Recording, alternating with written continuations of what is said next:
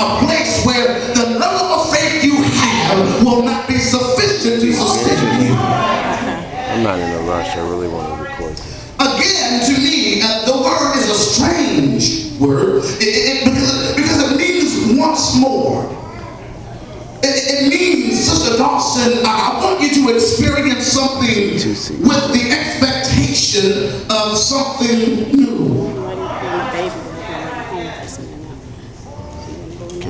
But the word is kind of an oxymoron because the word again implies something familiar.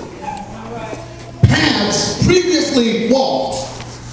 I've been here before. Yet with the hope and the intent that something different could come out of this experience. Otherwise, why try it again? It means to return.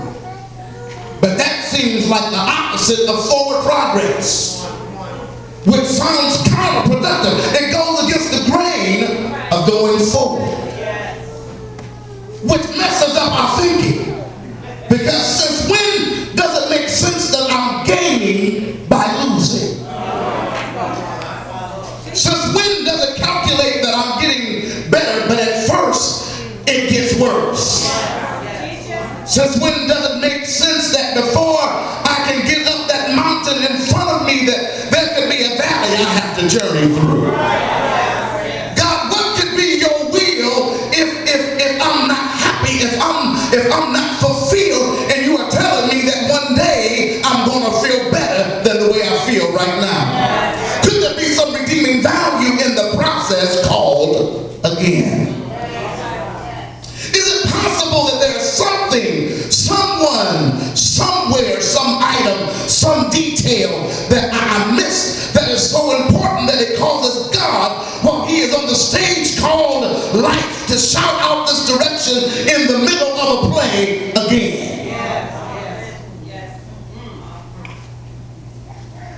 The word again sometimes comes dangerously close to resembling the definition of insanity.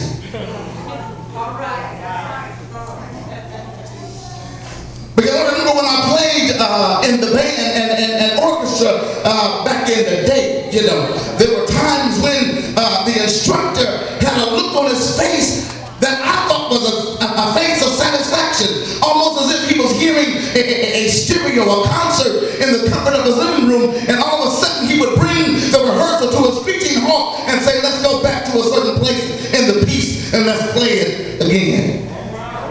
I found out that sometimes he did it not because he heard something wrong, but because he heard something right.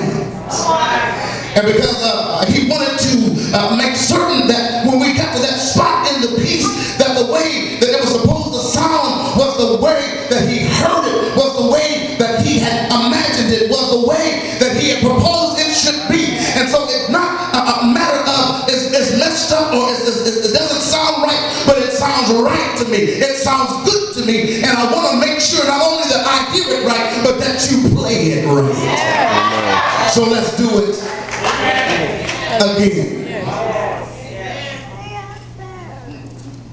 My instructor will remind us that on concert night, he wouldn't be able to stop the piece because it's time for performance. It's time for it to come forth. Now the audience is in front of you. Now everybody who was paid for the tickets are here. Those who have brought their families with anticipation that they're going to hear something that is pleasing to the ear. So he would remind us, we rehearse it again and again and again so that when the concert night comes, you got it under control. So I want you to understand that when God says do over because you're getting ready for concert mode, I have a message for Greater City of Refuge and the New Hope family, and that is we're getting ready for our display time. Sometimes it differs from the time that we thought it would be. Sometimes it differs from the things that we thought that what we went through, and it prepared us for this. But God is saying, again, I'm not through with you. I've got you in a place where I can shape you, I can mold you, I can make you, I can put you in the place where I want you to be. The thing that the Lord laid upon my heart like to share with you, and I hope I have permission to do so prayerfully. And that is, the Lord will begin to share with me that this is not the continuation of another vision. All right. Which means I have to be, and we have to be willing to distance ourselves from what was and begin to, this word that I'm having difficulty grasping, and that's this word called rethink. The other day, Sherry said, I got a taste for pretzels. So she went to the store to get some pretzels. I don't know what comes through your mind when you think about pretzels, but I think about something that's round and it's round to the touch, and it's big and it's salty, and you can see those big salt crystals almost about to fall off of them because it's just been over salted. And you, oh come on somebody, you eat pretzels and you begin to think, well, that's a pretzel in my mind. And she came back out of the store with this bag, Pastor Dawson, Sister Dawson, if I could just let you take this. And I just want you to reach your hand in there and just grab a pretzel. Yeah, you looking at it the way I look at it. Because I said to Sherry, that ain't no pretzel. What is that? But would you just take a quick bite out of it? This is safe, this thing. I've sampled the goods, but it tastes like a pretzel, don't it? Because guess what? It is a pretzel. And the thing that got me was on the front of the back. It said, "Rethink your pretzel." Oh wow! So one of the reasons why I brought this little sample here because it's a challenge on you now to bring the church to a place where they can rethink ministry. We gotta rethink it. The demands of ministry have changed.